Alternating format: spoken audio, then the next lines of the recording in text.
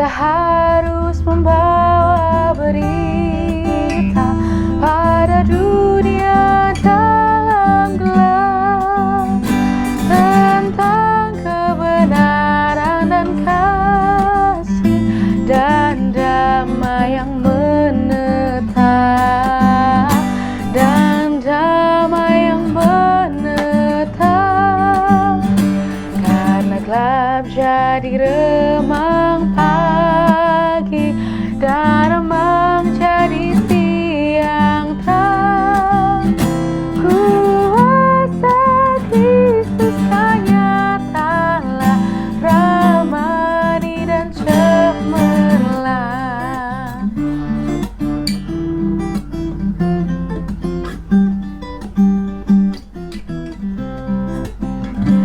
Kita harus membawa berita Allah itu kasih belas, diberikan putra tunggalnya supaya kita lepas, supaya kita lepas.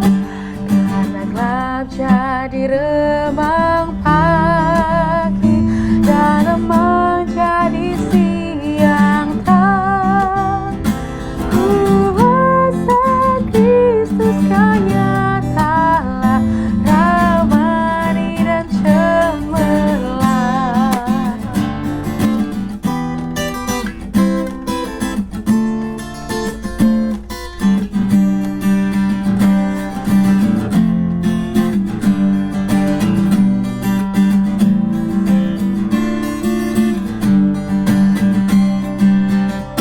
Kita harus bersaksi di dunia tentang kuasa darah kudus. Semoga yang masih saksi terima sang penebus, terima sang penebus. Karena gelap jadi remang pagi dan remang jadi siang terang. Kuasa Kristus kan nyatalah, ramani dan cemerlang. Kuasa Kristus kan nyatalah, ramani dan cemerlang.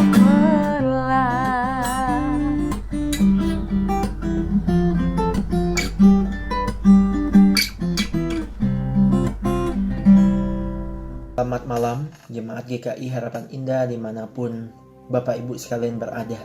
Pada malam hari ini saya akan membacakan firman Tuhan yang terambil dari Kolose pasal 3 ayat 12 sampai dengan 14. Karena itu sebagai orang-orang pilihan Allah yang dikuduskan dan dikasihinya, kenakanlah belas kasihan, kemurahan, kerendahan hati, kelemah lembutan dan kesabaran.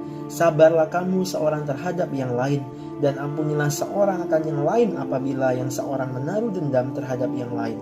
Sama seperti Tuhan telah mengampuni kamu, kamu perbuat jugalah demikian. Dan di atas semuanya itu kenahkanlah kasih sebagai pengikat yang mempersatukan dan menyempurnakan. Jemaat GKI Harapan Indah, hari ini terkadang banyak orang yang bisa dengan rendah hati, yang bisa dengan belas kasihan, yang bisa dengan kelemah lembutan dan kesabaran. Mereka bisa menunjukkan semua itu di luar keluarga mereka. Mereka bisa menunjukkan seolah-olah kasih itu nyata di tengah-tengah mereka bermasyarakat, di tengah-tengah mereka bersosialisasi, bahkan di dunia pekerjaan mereka masing-masing. Tapi ketika mereka kembali ke rumah mereka masing-masing, terkadang semuanya itu berubah 180 derajat. Istri tidak bisa merasakan kasih, tidak bisa merasakan kesabaran, tidak bisa merasakan kelemah lembutan dari suami. Demikian juga sebaliknya dengan suami. Begitu juga dengan anak-anak. Anak-anak tidak dapat melihat bagaimana orang tua mereka itu mengasihi mereka, punya waktu terhadap mereka, menyayangi mereka dengan maksimal. Seorang Mother Teresa, Bapak Ibu sekalian, itu pernah menyatakan, if you want to change the world, Go home and love your family. Jika kamu ingin mengubah dunia, pulanglah, pergilah ke keluargamu dan cintailah keluargamu. Banyak orang yang mungkin bisa bersinar di luar rumah mereka. Banyak orang mungkin yang bisa berkarya begitu wow di luar keluarga mereka. Tetapi ketika mereka kembali ke keluarga mereka, sinar itu seperti redup. Hari ini Paulus dalam Kolose pasal 3 yang barusan kita baca mengingatkan akan panggilan hidup kita sebagai orang-orang pilihan Allah. Bahwa kita ini sudah dikuduskan, dikasihi. Oleh karena itu jangan sampai lupa untuk terus mengenakan belas kasihan, mengenakan kemurahan, kerendahan hati, kelemah lembutan, dan kesabaran. Yang semuanya itu akan terpancar, yang semuanya itu akan dibalut oleh dalam sebuah kata, yaitu kasih. Kasihlah yang akan mendorong kita untuk menjadi para promotor kasih Allah di tengah-tengah dunia dalam keluarga kita masing-masing. Kita bukan dipanggil menjadi provokator, tapi kita dipanggil menjadi promotor kasih Allah. Menyatakan kasih Allah itu tidak hanya di tempat kerja, tidak hanya gereja, tetapi juga di bagian yang terkecil, yaitu keluarga kita masing-masing. Bapak Ibu sekalian, jangan sampai kita hanya bersinar di luar rumah.